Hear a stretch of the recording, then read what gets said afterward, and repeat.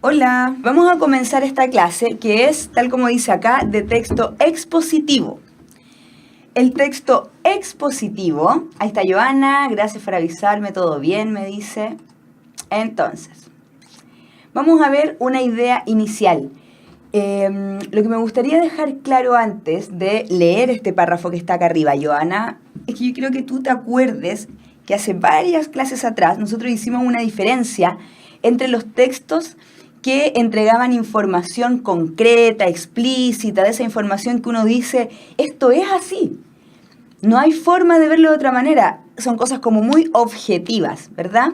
Pero por otro lado estaban los textos que nos entregan información que es más, ¿cómo podríamos decir? Soñadora, como los cuentos, como los poemas, como los mitos, como las leyendas, etc. Entonces habíamos dicho que teníamos textos literarios y textos no literarios. Entonces los textos literarios habíamos aprendido que eran esos textos como el cuento, la novela, el mito, etc. Y que los textos no literarios eran estos textos que nos entregaban información concreta, como una receta, como una noticia, como, ¿qué más puede ser? Un texto escolar, cuando uno busca información para una tarea, etc. Entonces, el texto expositivo es uno de estos tipos de texto que me entregan información súper clara y súper concreta. Me quiere como entregar información sobre un tema específico. Entonces, acá arriba dice, tenemos una definición. El texto expositivo es un tipo de discurso que se caracteriza por contener información explícita y clara sobre algo. Cuando hablamos de explícito, hablamos algo que se está diciendo de manera directa. Por ejemplo, si yo a una persona le digo, no, podrías usar otro vestido quizás. Le estoy diciendo que no me gusta, finalmente le estoy diciendo que no me gusta el vestido que tiene puesta, pero no se lo estoy diciendo explícitamente, se lo estoy diciendo implícitamente, o sea que la gente tiene como que averiguar o darse cuenta qué es lo que yo le quiero decir. En cambio, si yo le digo directamente, no me gusta tu vestido, creo que sería mucho mejor que usaras otro porque tu vestido es feo, estoy siendo explícita, le estoy diciendo las cosas de manera directa, ¿ya? De repente uno, por ejemplo, ve algún programa y dicen, este programa contiene imágenes explícitas de violencia. Entonces uno dice, vamos a ver imágenes ahí de gente, qué sé yo, disparándose con la sangre chorreando, por lo tanto, no, le voy a decir a mi hijo, a mi hermano chico, que se vayan a dormir porque va a ser muy fuerte estas imágenes de violencia, van a ser explícitas, o sea, ahí directamente. Entonces este texto nos entrega información de manera explícita, súper clara.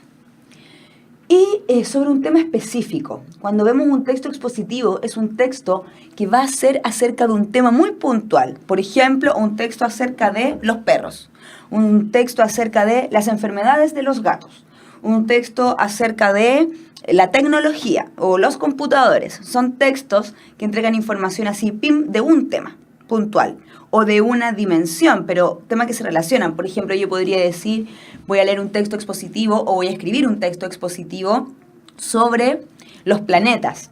Y claro, voy a hablar de cada uno de los planetas con sus diferencias, pero hay un tema puntual ahí, los planetas, ¿ya? O voy a escribir un texto expositivo sobre el sistema solar, pero es un texto que, claro, el sistema solar tiene un montón de elementos, pero es un tema, el sistema solar. Así como puede ser algo mucho más particular, como por ejemplo, están los perros, hay razas de perros, y de entre todas las razas de perros, por ejemplo, están los dálmatas. Yo podría escribir un texto expositivo solo sobre los dálmatas, ¿ya? Y además, ahí dice, aquí arribita, Joana, en la última línea, dice que en estos textos, en estos tipos de texto, prima la función referencial del lenguaje. Y uno dirá, ¿qué es la función referencial? Sabemos que cuando hablamos nosotros tenemos un propósito, tenemos como un objetivo. Entonces, por ejemplo, cuando nosotros contamos un chiste, le queremos que la persona se ría. Nosotros cuando, ahora en este momento que yo estoy como haciendo un texto expositivo, porque estoy exponiendo información, que es información súper precisa, clara sobre un tema puntual, y lo que yo quiero es que yo estoy haciendo referencia a un tema puntual. Te estoy dando información, te estoy dando referencias sobre algo. ¿Te has dado cuenta, Joana, cuando de repente uno dice, hoy estoy postulando una pega y me pidieron referencias, que yo dé un número de teléfono para que den referencias mías? Esa referencia es información. Entonces, la persona a la que uno está postulando el trabajo llama por teléfono y dice, hola, estoy llamando, llama a tu ex jefe, le dice, hola, estoy llamando para saber referencias sobre Joana. Y esa persona dice, no, mira, Joana sí, la pega súper bien, yo te recomiendo que contrates a Joana, todo bien con Joana. Ah, ya, gracias por las referencias que tú me diste. O sea, entregó información. Por lo tanto, si me llegan a preguntar alguna vez cuál es la función del lenguaje que predomina, que está presente en el texto de tipo expositivo, yo lo que debo decir, debo responder que la función que está predominando, que está presente en el texto expositivo, es la función referencial. ¿Sí? Entonces, vamos a ir con otro elemento. Dice, por otro lado, la estricta organización del texto busca el objetivo de incrementar el conocimiento del auditorio, o sea, como del público, de la persona que lo lee, lo escucha, a quien está dirigido.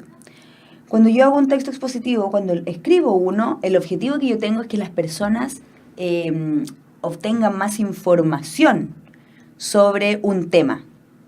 Por ejemplo, si yo soy una profesora de lenguaje, o hay un profesor, por ejemplo, que es de ciencias, y ese profesor en su clase de ciencias dice, ay, voy a hacer un documento porque tengo que enseñarle las células a mi estudiante, voy a hacer un texto expositivo sobre las células, como una guía de trabajo que tiene como toda la información resumida, o sea, un texto expositivo.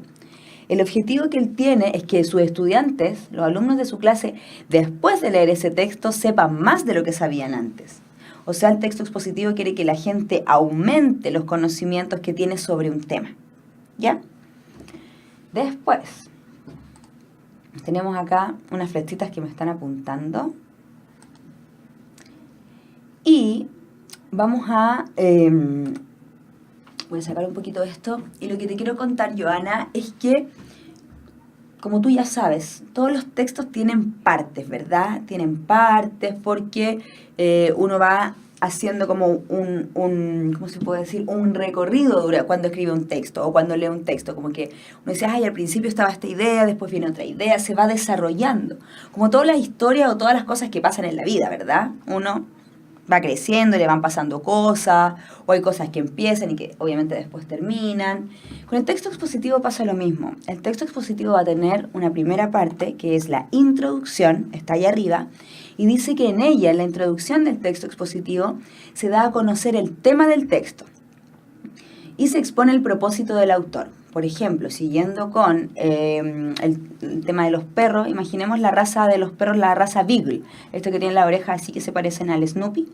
Entonces, por ejemplo, que yo escribo un texto expositivo sobre los perros Beagle, de esa raza.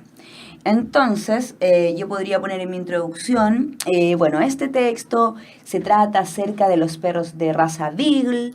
Este texto tiene por propósito transmitir información acerca de esta raza, sus características, las enfermedades más comunes en esta raza, que nos encanta. Punto. O sea, ahí tengo, por ejemplo, una introducción sobre un texto de los perros Beagles, ¿ya? De los Snoopy. Y ese tono de ese primer párrafo tiene que ser ameno, tiene que ser como, no sé si divertido, pero tiene que ser una introducción que a la persona le den ganas de leer el texto, porque si no, ¿quién va a querer leer un texto si uno en el primer párrafo dice, ay, no, qué lata esta cuestión, no, qué lata? Además, está tan confuso que no entendí nada de lo que me quiso decir este autor, así que, chao, mejor busco otro. No, cuando escribimos un texto expositivo tenemos que procurar que en el primer texto se entienda, sea ameno y que además quede claro de qué se trata, de qué se va a tratar lo que viene hacia abajo y cuál es el objetivo que tiene ese texto. Después seguiríamos con el desarrollo del texto, y el desarrollo del texto dice acá, en esta parte se ordenan lógicamente las ideas, de acuerdo al tipo de organización expositiva que escojas. Se establece un análisis objetivo de los hechos proporcionando datos, ejemplos y puntos de vista sobre el tema. Entonces, si yo sigo con mi ejemplo de los perros Beagles, cuando empiezo a desarrollar mi texto voy a ir abriendo cada tema, ¿verdad? Entonces primero yo podría decir, porque tengo que poner ordenadita la información. Sí, quizá yo voy a decir primero las enfermedades más frecuentes en esta raza de perro. Y voy a empezar a hablar. Voy a decir que los perros Beagles tienen muchas enfermedades a los oídos. Voy a decir que además le aparecen de repente unas pelotitas en los ojos que se llama ojo de cereza, que es como una verruguita que le sale a los perros Beagles. Y que también es muy frecuente que les salgan como otras verruguitas por la boca que se llaman papiloma.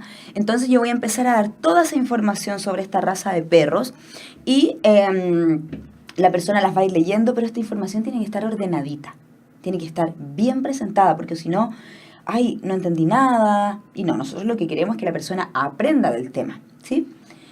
Y que ahí vamos a dar ejemplos, vamos a dar datos, quizás yo podría en mi texto sobre los perros poner alguna opinión de algún veterinario, de otro veterinario que piensa otra cosa, pero yo no opino. Yo puedo poner opiniones de otras personas, pero yo no puedo mostrar una inclinación.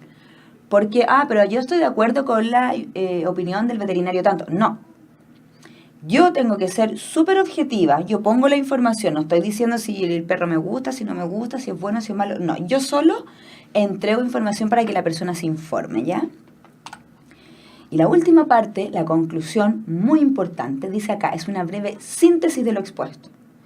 O sea que yo al final, después que di toda mi información, podría poner abajo, en conclusión, esta raza de perros es una raza de oídos muy delicados, son perros muy juguetones y con mucha energía que necesitan dueños que estén pendientes de ellos y que los saquen a pasear, porque si no canalizan su energía en deporte, pueden hacer de tu casa un desastre, pero además son los perros más fieles y son muy recomendados para niños porque jamás van a mostrar un rasgo de agresividad. Punto. Entonces yo ahí hice como una síntesis quizás de todo lo que en el desarrollo puse con detalle, con ejemplos, con opiniones de gente, pero abajo yo puse todo sintetizado, ¿sí? Entonces, hay texto expositivo de miles de temas, Joana, de miles de temas. Ya a veces leemos textos que ni siquiera sabemos que son expositivos y son expositivos. De hecho, esto que está acá que tú estás leyendo, si miráramos toda esta lámina como un texto, es para ti un texto expositivo. ¿Ya? Esto es un texto expositivo. Acá tenemos algunas ideas clave entonces con muchas estrellas, Joana, y con muchas ampolletitas. Dice, primero ya sabemos que la función del lenguaje que predomina, que está presente en los textos expositivos, es la función referencial. Segundo, privilegio de la primera persona plural y del registro formal del habla. Es importante que tengamos claro que cuando hablamos en un texto expositivo generalmente se utiliza plural, como que fuesen varias personas lo que lo escribieran. No es como, en este texto les quiero mostrar información sobre los perros Beagles. No, se escribiría como, en este texto les queremos mostrar, aunque lo haya escrito una persona, pero es como que lo escribió un equipo de gente, ¿ya? Entonces se ocupa el plural. Plural es varios y singular es uno, por si se nos olvida de repente. Después dice uso abundante de expresiones objetivas. Nosotros hemos varias veces pensado en que, hemos comentado la diferencia entre una información objetiva y subjetiva, pero yo no me canso de repetirlo porque hay cositas que de repente se nos van y puede complicar la comprensión de otra cosa. Entonces, para que recordemos así como un paréntesis muy breve, Joana, recordamos que la información subjetiva es aquella donde yo pongo mi idea, mi punto de vista, lo que yo opino de algo. En cambio, la información objetiva es aquella información que yo la digo, pero no opera, no está por medio mi idea, mi punto de vista, mis percepciones. ¿Recuerdas el ejemplo que yo decía, ¿cómo es tu mamá? Yo decía, objetivamente mi mamá es baja, delgada, de pelo castaño hasta el hombro, de nariz respingada y además de ojos grandes. Eso es objetivo, o sea, cualquier persona que vea a mi mamá va a poder decir lo mismo. Pero si me preguntan mi opinión subjetiva sobre mi mamá, yo voy a decir, que es cariñosa, que es preocupada, que es enojona, y así voy a empezar a dar características, porque esa es la idea que yo tengo de mi mamá y que es linda. Ya que es muy bonita mi mamá y esa es mi opinión sobre mi mamá. Entonces, cuando hablamos acá de que en el texto expositivo tienen que abundar las expresiones objetivas, eso quiere decir que durante el texto expositivo nosotros no debemos nunca dar nuestra opinión. Claro, uno puede decir los perritos son el mejor amigo del hombre, pero todos sabemos, es como ya de conocimiento popular, no es que yo lo esté diciendo, no es que yo esté tratando de convencer a alguien con eso, como lo vimos con el texto argumentativo de la semana pasada. Ahí hay una diferencia importante. En el texto argumentativo yo me la juego por convencer al otro de lo que yo creo. Acá no, acá yo solamente quiero enseñar algo. Después dice, claves textuales explícitas para guiar al lector. Por ejemplo, si yo voy a hablar de un montón de cosas acerca de esta raza de perro y voy a hablar sobre las enfermedades frecuentes, voy a hablar sobre sus características anímicas, voy a hablar sobre sus características físicas, entonces tiene relación este último punto con esto de mantener la información ordenada para presentarla en el texto. ¿Ya? Esas claves textuales podrían ser algunas frases, por ejemplo, yo puedo poner en el párrafo 1 voy a poner acerca de el cuerpo de los perros Beagles. Acerca del cuerpo. Entonces voy a decir, bueno, los perros Beagle miden en general alrededor de 50 centímetros de alto y X tamaño de largo. Tienen siempre 3 colores, que es café, negro y blanco. En cambio, después cuando siga con otra idea voy a poner acerca de las enfermedades.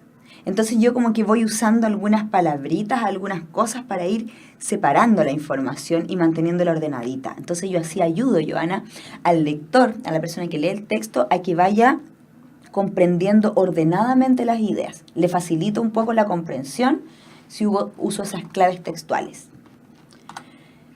Acá tenemos entonces un texto que nos entrega información, porque esto que está acá, si se dan cuenta, si tú miras bien, aquí aparece puesto como una noticia, ¿ya? Que la noticia también es un texto muy, muy objetivo, debería serlo. A todas las personas, igual cuando escribimos algo, por más objetivos que queramos ser, se nos arranca un poco nuestras ideas personales. Pero textos que son expositivos deberían ser siempre textos muy, muy objetivos. Acá tenemos un texto que expone información también, que es un currículum de una persona. Acá tenemos un contrato de trabajo, también es un texto que expone información. Pero acá me quiero detener, porque acá tenemos un texto informativo del tipo de texto que nosotros estamos viendo, un texto expositivo, que tiene un inicio, tiene un desarrollo y tiene un final y nos quiere entregar información concreta y objetiva acerca de un tema. Entonces, lo voy a leer en voz alta y tú vas a ir siguiendo, Joana, la lectura, ¿sí? Entonces, dice, Brasil, República Federal de Brasil, da nombre a un país situado en América del Sur, concretamente en la zona más oriental del continente.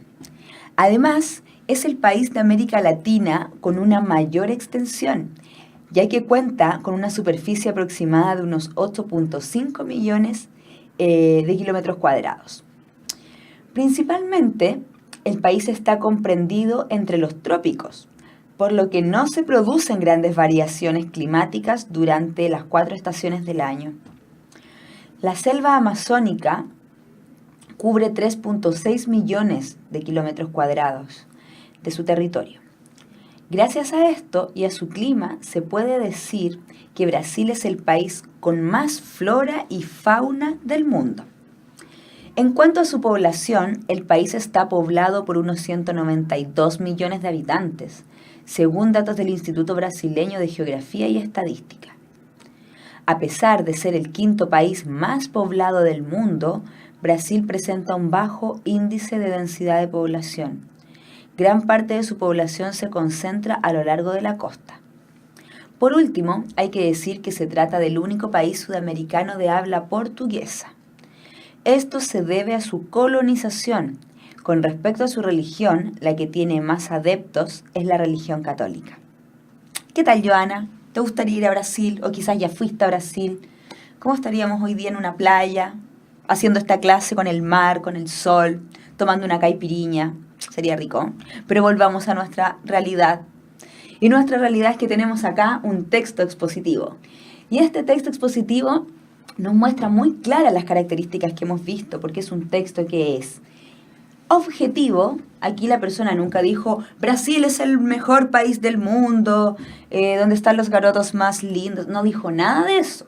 No dijo, vénganse a Brasil y vengan aquí a tener sus mejores vacaciones. No dijo nada de eso. Tampoco, porque podría haber sido por el contrario, podría haber dicho país es un país feo, fome. Tampoco nos dio su opinión. Lo que nos dijo fue, esto es Brasil. Es así, se ubica en tal lugar, tiene una población por allá, tiene flora, tiene fauna. ¿Qué más nos dijo? Nos dijo que es el quinto país más poblado del mundo, nos dijo que gran parte de su población se concentra en la costa, que está entre medio de los trópicos, que por lo tanto durante todo el año hay como una temperatura más o menos similar, no como nosotros que tenemos frío, después muerto de calor, no. Entonces, y que la mayoría de la gente es católica. Nos dio información súper concreta, súper clara sobre Brasil. Entonces nosotros, mira, ahora sabemos más sobre Brasil. Entonces, pregunta, Joana, para que tú entonces la vayas pensando y vayas respondiendo ahí al ladito. ¿La información del texto expositivo es objetiva o subjetiva? Entonces yo sé que pensaste tu respuesta, escribiste tu respuesta y que tu respuesta es que la información es objetiva, porque la información no debe tener mi punto de vista, sino que debe ser neutra. Después dice, ¿qué función del lenguaje predomina en un texto expositivo? Y tú estás escribiendo tu respuesta, yo sé que tu respuesta es la función referencial, ¿sí? La función referencial. Y por último, ¿qué tipos de textos son de tipo expositivo? Entonces podemos decir que son aquellos textos que nos entregan información para que nosotros aprendamos más acerca de un texto y que nos entregan información objetiva, clara y precisa. ¿Sí? Antes de ir al texto que tengo en la próxima página, me gustaría que dejáramos súper claro que en general, la mayoría de las veces, el 99% de las veces, el texto expositivo tiene que estar escrito con un lenguaje formal, ¿ya? Un lenguaje formal. Y ahí hay un tema importante que los distintos tipos de texto, los distintos textos expositivos están enfocados en distinto público. Por ejemplo, si yo soy profesora de historia o de lenguaje o de ciencias, pensemos en historia. Si yo soy un profesor de historia y escribo un texto expositivo para mis alumnos, yo voy a escribir con un lenguaje un poco más sencillo. Ellos no son expertos en historia. Por lo tanto, yo voy a escribir un texto que sea muy comprensible para ellos, que por supuesto les enseñe mucho, pero que sea comprensible. En cambio, si yo soy una profesora de historia y voy a escribir, y soy súper experta en un tema sobre la historia, y voy a escribir un texto para que lo lean otros profesores de historia, quizás yo voy a ocupar un lenguaje más técnico, voy a ocupar conceptos más complejos, porque le voy a entregar ese texto, o va a estar dirigido ese texto, a personas que conocen de eso. Por ejemplo, si yo me pongo a leer un texto sobre las cirugías, no sé, la cirugía a los ojos, pucha, el texto que yo podría entender es un texto expositivo con información clara, precisa, objetiva, pero muy sencillo, ya que me explique de qué se tratan, cuáles son los riesgos, súper bien, los que nos encontramos normalmente. Pero si hay un texto expositivo que habla sobre no sé, cómo operar un ojo, no sé qué, yo no voy a tener idea, o sea, no voy a entender nada. Por eso también cuando uno busca un texto expositivo para informarse sobre un tema, tiene que encontrar un texto que es apropiado para los conocimientos que tiene. Además que si yo sé mucho de un texto, o sea, de un tema, por ejemplo, Joana, hay algún tema que tú manejas muy bien, no sé cuál puede ser, tú verás, entonces tú me vas a decir, voy a inventar cualquier cosa. Bueno, yo sé mucho sobre, no sé, confección de ropa. Yo soy seca confeccionando ropa. Entonces, si tú eres seca confeccionando ropa y trabajas quizá en confección de ropa y encuentras un texto expositivo que habla cosas básicas, tú vas a decir, ay, qué lata, si yo toda esta cuestión me la sé. Entonces, quizás en los temas que tú ya te manejas vas a tener que buscar textos expositivos más detallados, más profesionales, en el caso de que quieras aprender más. Y ahora nos vamos a ir a un texto que se llama Las aves migratorias. Vamos a hacer lo mismo. Yo lo que voy a hacer es que me fui para la otra lámina. Voy a subir acá. Pucha, no puedo hacerlo. Ahí sí. Y voy a migrar, igual que estas aves migratorias, voy a migrar hacia esta esquina. Ahí. para que tú puedas tener el texto y vamos a hacer lo mismo. Yo lo voy a ir leyendo, pero tú vas siguiendo la lectura, ¿sí? Ya, Joana, vamos. Dice, las aves migratorias. El fenómeno de la migración de las aves nunca ha dejado de maravillar al ser humano. Ya hace unos 5.000 años, en la isla de Chipre, se asociaba el movimiento estacional de un numeroso grupo de aves grandes con el momento adecuado para iniciar la siembra. Aristóteles, filósofo griego, discípulo de Platón, que vivió en el siglo IV a.C., reconoció el fenómeno de la migración e identificó varias especies de aves migratorias, ¿ya? Por cualquier cosa, para que aclaremos y tengamos la misma información, recordemos que migrar significa entonces moverse de un lugar a otro. Eso es migrar, ya. Para los profetas del Antiguo Testamento, la migración de gavilanes desde el norte de Europa hacia África, a través de los cielos de la península del Sinaí del Mar Rojo, era un fenómeno maravilloso y digno de ser contemplado, pues simbolizaba los caminos de Dios. El fenómeno de la migración fue reconocido gradualmente a través de los siglos y con esto buena parte del misterio ya ha sido revelado. Sin embargo, aún queda mucho por descubrir de esta fascinante manifestación de la naturaleza. De hecho, si bien la mitad de las especies de aves del mundo migran, cada viaje es realmente único. Hay aves que migran tan solo unos cientos de metros, mientras otras recorren el planeta entero. Unas viajan de norte a sur, otras de este a oeste. Las rutas son tan variadas como las especies de aves que emprenden estos sorprendentes viajes. Los patrones o modelos migratorios que presentan las aves no son fáciles de definir. El más fácil de comprender es quizás el de la migración total, que emprenden la población completa de ciertas especies de aves desde el hemisferio norte hacia el hemisferio sur y viceversa.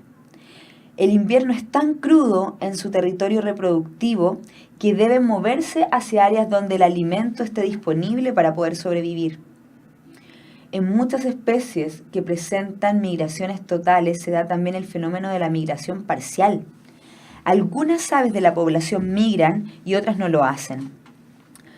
Otras presentan migraciones altitudinales, de una zona baja a una más alta o viceversa. En términos generales, las especies de aves con necesidades especiales han desarrollado patrones migratorios específicos, con rutas y sitios de abastecimiento particulares. Esta información se transmite genéticamente de generación en generación.